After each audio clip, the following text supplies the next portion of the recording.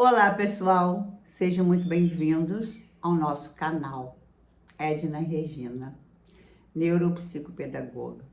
E aqui nesse canal, nós viramos pequenas chaves para o nosso crescimento pessoal e também profissional. Hoje eu quero trazer para vocês um assunto que está muito em pauta por especialistas, advogados, médicos, professores, psicopedagogos, enfim, por muitos profissionais acerca da inclusão. E eu tenho como pressuposto, tá, que a inclusão depende muito de como cada profissional vê. Sim. A deficiência, na realidade, está como você vê o outro. Porque, veja, quando nós falamos de adaptação curricular, nós não estamos falando de uma adaptação onde eu não veja e não sinta a necessidade daquele aluno. Não adianta eu querer fazer uma adaptação para um determinado aluno, para determinadas deficiências, né? Que são várias deficiências, sem eu conhecer realmente a história de vida dessa criança, todo o processo desenvolvimental dela, desde a gestação até os dias atuais. Em breve, estarei dando uma aula, eu e uma doutora em inclusão, chamada doutora Silvia, a respeito de deficiência intelectual, como ser o aprendizado dessa criança, o que nós podemos utilizar, ou seja, como identificar e atuar com segurança acerca da deficiência intelectual.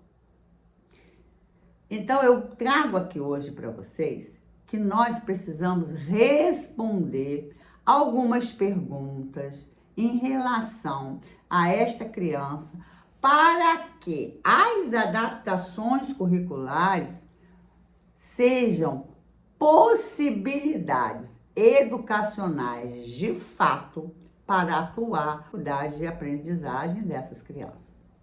E o que pressupõe que seja feita essa adaptação? Pressupõe que esse currículo regular, que é o que tem na escola, né, seja de forma necessária para torná-lo apropriado com as peculiaridades do aluno. Porque como que eu vou adaptar algo se eu não conheço de fato nem as deficiências dessa criança e nem as potencialidades dessa criança? Porque veja, todos nós, inclusive nós profissionais, nós temos potencialidades e temos dificuldades, sim. Não é porque eu sou profissional da neuropsicopedagogia, sou psicopatóloga, tenho estudos sobre área de comportamental de criança e que estudo sobre como proceder na psicoeducação de pais. Inclusive, eu fiz curso sobre suplementação e eu tenho ajudado muitos pais acerca de suplementação. Porque vocês sabem que a suplementação, quando bem feita, quando é detectado pelo médico através de exames de sangue, o que a criança está em baixa ou não, né? Quais são as taxas, quais são as vitaminas que estão ali no corpinho da criança que está precisando ser melhorado, essa criança ganha uma nova qualidade de vida, tá? Essa criança vai tomar ali a vitamina D, que de repente está em falta, a vitamina B12. Então, eu também fiz um curso de suplementação e hoje eu faço até suplementação para a minha saúde, porque eu estudei também sobre suplementação. Então, veja que é um mister de coisas para que eu realmente faça com que essa criança, que depende de mim como profissional, aprender. Aprender como? De qualquer maneira.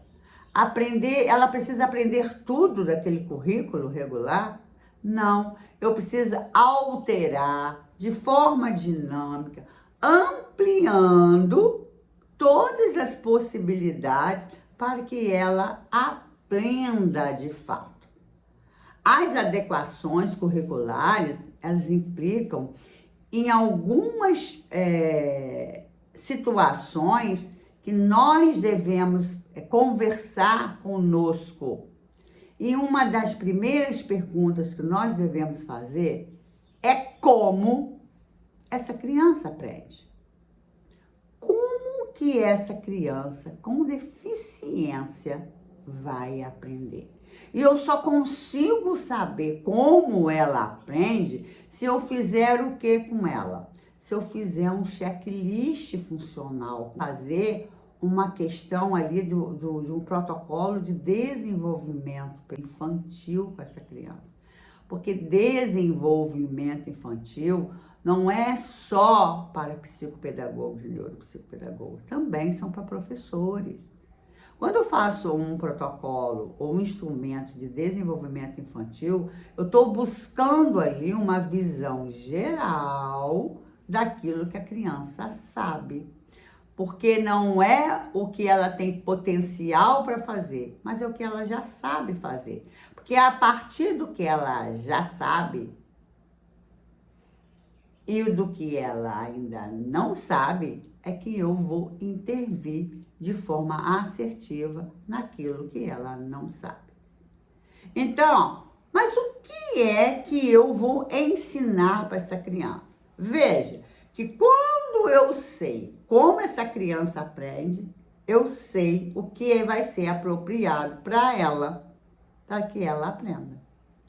Que formas eu vou organizar esse ensino para que essa criança realmente aprenda? Como? Eu vou utilizar de quê? Eu vou utilizar do visual, eu vou utilizar do auditivo, eu vou juntar auditivo e visual, eu vou fazer com que essa criança mexa, segure no concreto para que ela realmente aprenda. E depois o que eu tenho que fazer? Avaliar se essa criança realmente aprendeu aquilo que de fato eu trouxe para ela, dentro da possibilidade dela, do jeito que ela tem de aprender, para que ela realmente aprenda. Existe uma categoria de profissionais, e que eu vou ser muito sincera com vocês agora, que querem andar de grupo em grupo, tá? Colhendo atividades para que seja ali feita com dor. Aquelas atividades ajudam? Não, de um certo modo? Sim, não vou dizer que não ajudam, né? Quando eu peço ali no grupo, por exemplo, né? Alguém tem uma atividade para trabalhar a atenção da minha criança? Vai ajudar aquela pessoa a trabalhar a atenção. Mas ela, em nenhum momento, diz que tipo de atenção precisa ser trabalhada. Veja que há potencialidade da atenção também dessa criança. E há prejuízos dessa atenção. Mas é qual a atenção? É claro que eu vou trabalhar todos os tipos de atenção. Mas eu não preciso dar ênfase naquela atenção que justamente o meu paciente ou o meu aluno tem dificuldade. Não é que eu sou contra essa pedição de materiais em grupos, como as pessoas fazem, né? Mas eu acho que devemos ser mais claros. Ed, você tem aí como me ajudar? Porque o meu paciente, ele está com déficit na memória de trabalho, ele não se organiza, ele não segue uma sequência de fatos. Então, eu tenho que buscar ali atividades, jogos que venham atrapalhar justamente aquilo que a criança está com dificuldade. E quando eu pego uma atividade qualquer, eu vou trabalhar ali coisas que não são prioridades para aquela criança. Então, eu gostaria muito que vocês repensassem nesse assunto. Vocês, como psicopedagogos e neuropsicopedagogos, pensassem nisso. Como que eu vou fazer para realizar a atividade com aquela criança? Fazendo com que o meu plano identificado, o que a criança tem de positividade, o que a criança tem de fraquezas, de dificuldades, para que eu introduza de fato ali o que eu preciso ser trabalhado com ela. Porque se o meu paciente ele tem dificuldade em compreensão textual, eu não tenho que ficar trabalhando com ele palavras. Concorda comigo? Eu não tenho que ficar trabalhando com ele escrita. Vou trabalhar? Até vou trabalhar. Mas a prioridade é que ele compreenda o texto, já que ele ali tem uma dificuldade de compreensão. Então, eu vou trabalhar o texto, eu vou trabalhar ali o processo mental dele, parágrafo por parágrafo, marcando palavras-chave, fazendo um mapa mental, perguntando para ele o que ele entendeu daquilo, reservando na lateral para que ele vá de parágrafo em parágrafo, compreendendo cada parte do texto para que se forme o todo.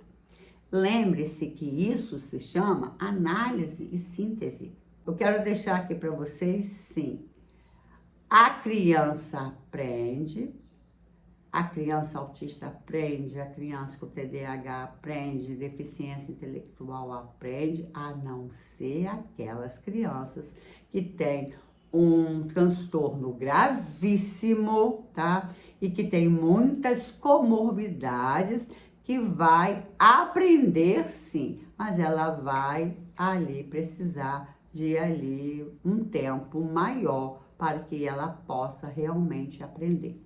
Hoje, podemos virar mais essa chave aqui no nosso profissional.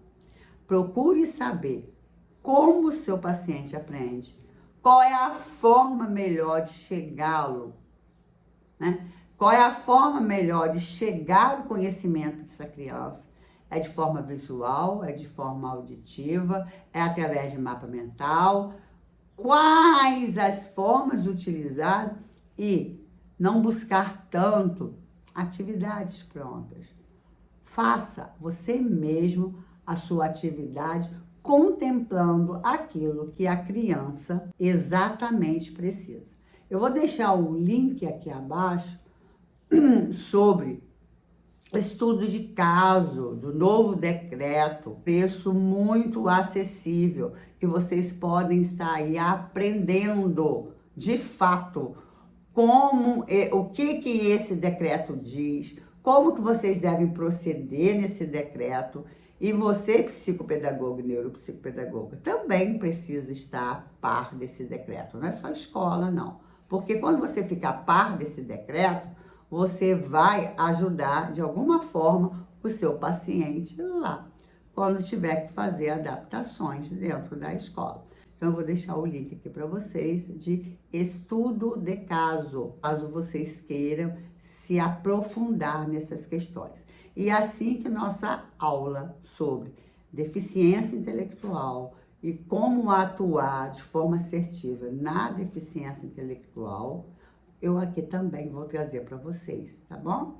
Para que vocês possam estar conosco também pelo um preço acessível.